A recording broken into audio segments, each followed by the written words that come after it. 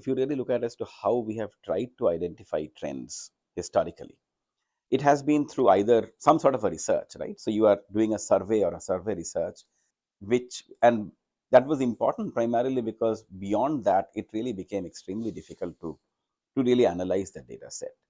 Then came this entire concept of wisdom of crowds, whereby suddenly you could really expand this entire survey to a much wider audience. So I think in terms of the amplification of audience is the first one. The second one is analyzing the data again on a real-time basis as well as a batched basis.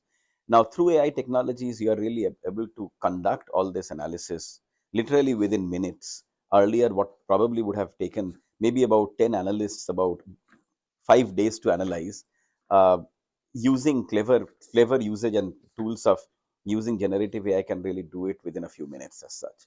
So it just sort of crashes the time. The third part is essentially how exactly is all of these insights really brought into and connected into an actionable outcome.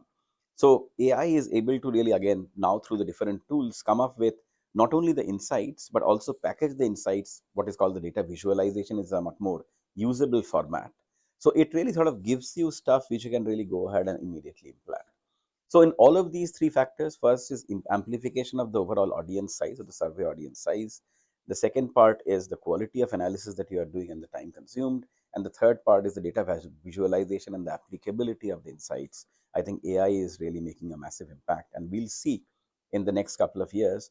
I think this entire world of research and analysis and the insights deriving would be, in my opinion, would be mostly done by generative AI or similar tools.